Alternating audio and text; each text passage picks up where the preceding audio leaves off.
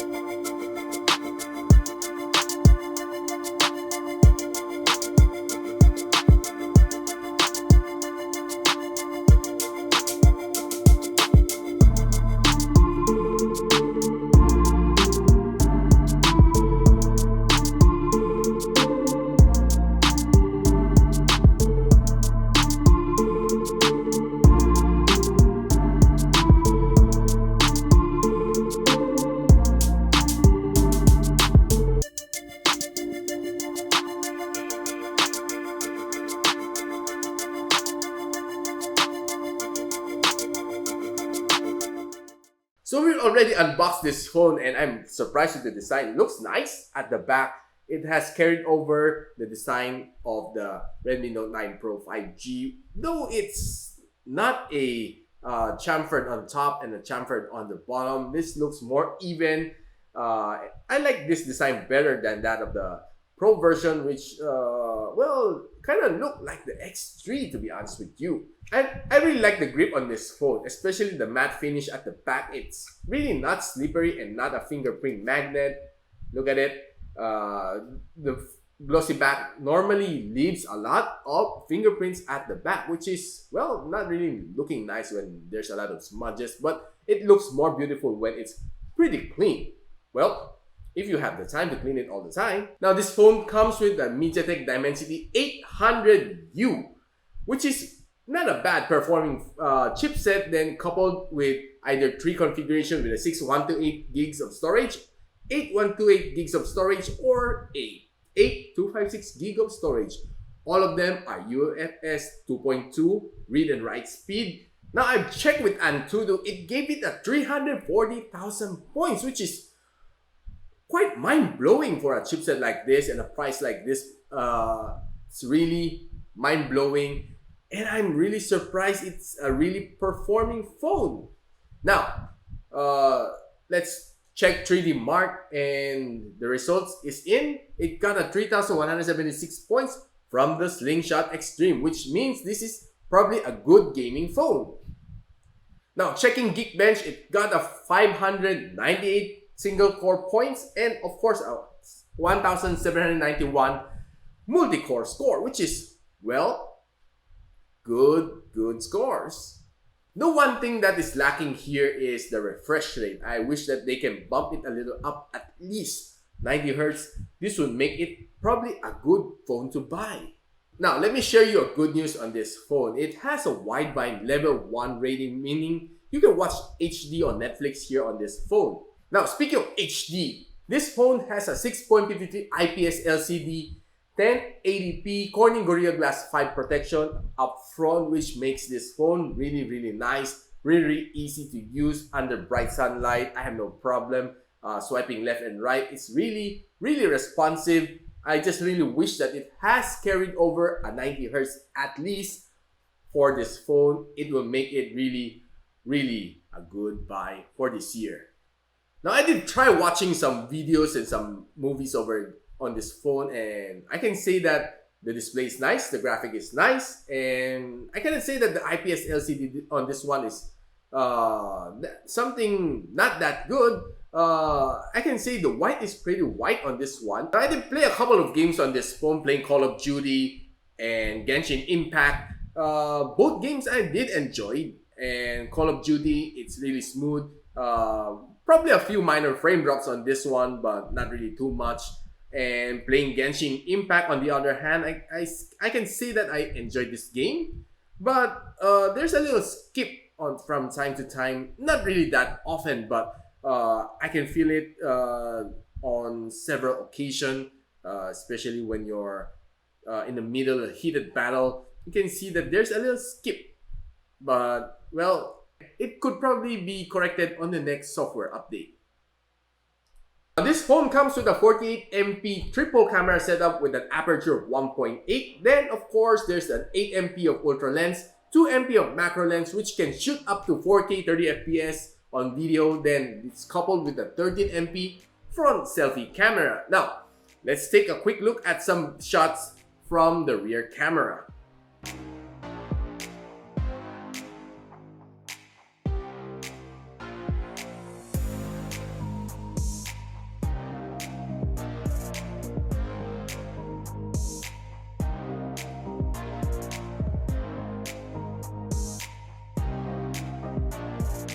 Now I can say that it got me some pretty decent shots, but I can say that it also got me some wash away shots. Not really that nice shots over here. So can say that outdoors it's performing good, but the greens are quite saturated. I don't know why I didn't turn on any settings here except the AI.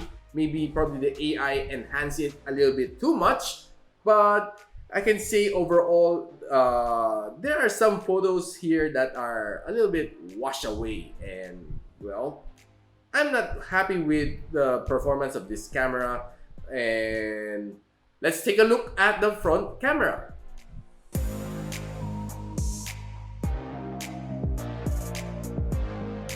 Well, taking some selfie from the front camera is, well, just an average. I cannot say that this camera has a wow selfie camera, but it's just an average camera on front, and it takes some good shots, but it also takes some grainy shots, especially on dark scenes.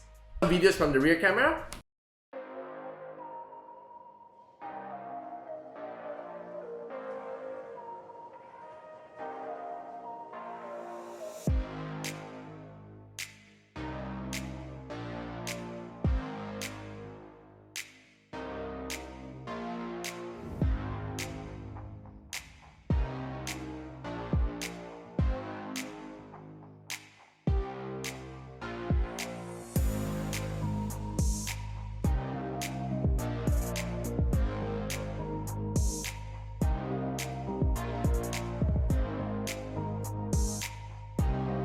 Okay, I can say that it's a little bit stable, not super jittery.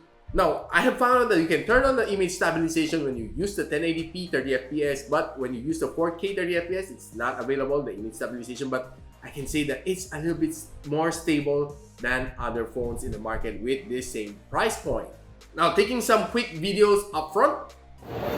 So this is how it looks like when you're vlogging using the front camera of the Redmi Note 9 5G. China ROM edition.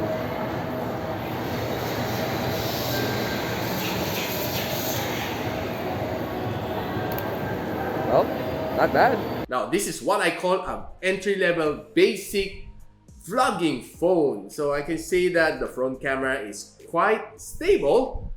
Using my bare hands taking this video, well, it's not super jittery and it's quite stable, to my surprise, and I can really praise it for that. Now, this phone comes with a 5000 milliampere hours of battery with an 18 watts of fast charging, which is not bad. We were able to squeeze out a 16 watts from the charger, and guess what? It finished charging from 14 to 100 in just 1 hour and 50 minutes. not bad. Below 2 hours is still below 2 hours. So running the battery stress test, putting this phone to 50% brightness and let it run overnight, it gave me a 14 hours and 56 minutes, which is, well, roughly 15 hours of screen on time. I've been using this for quite a few days already, and I can say that this phone really packs a lot of punch. And truly enough, I'm happy with its performance. The way it handles the battery efficiency, it's really nice. Lasted me roughly 2 days before I hit the charging dock again. One of the best features I like about this phone is having a side-mounted fingerprint scanner at this price point, and check it out.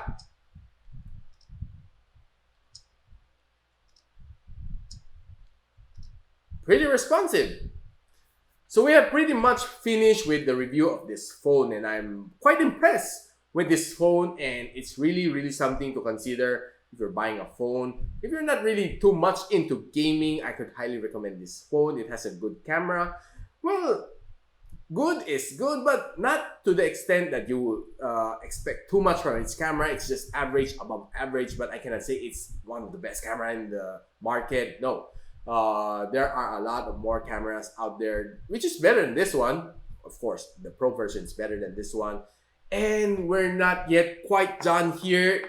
There's something that I want to announce today on my channel. We're having a giveaway again. So here it is from Lazada. And from our friends over at LazPeers, they gave me this phone for giveaway. And the mechanics is very simple. I'll post the link below. You have to be a member of the LazPeers group. And of course, you have to be a member of Xiaomi PH group also to be able to participate in this contest. And thirdly, you have to comment, what have you bought from Lazada this year?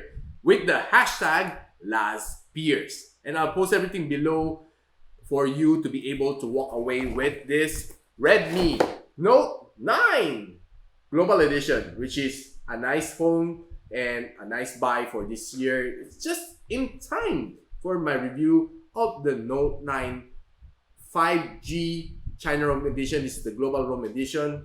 Both are different bananas. And there's another one. I'm making a poll, year-end poll, on which Xiaomi phone do you think should win it all this year as the best phone for this year. I'll be posting all the selection on the poll. Just check my community. Now, the mechanics for the year-end giveaway is very simple. And I'm giving one Poco M2 and another one Xiaomi gift box courtesy of me, Xiaomi Review.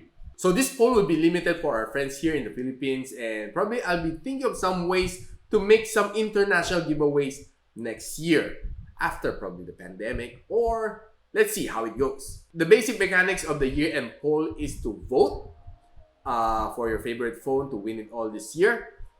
And secondly is to comment on the comment section which phone you voted with the hashtag Xiaomi Review Awards 2020. It's so easy. Don't forget to include your email address for me to be able to contact you guys once you win this phone, the Poco M2. And I hope that everyone will have a good year. And of course, stay safe. Merry Christmas, Happy New Year. And don't forget to like, subscribe, and of course, hit that bell icon so you don't miss any future reviews here in my channel. So I hope to see you next year. Goodbye.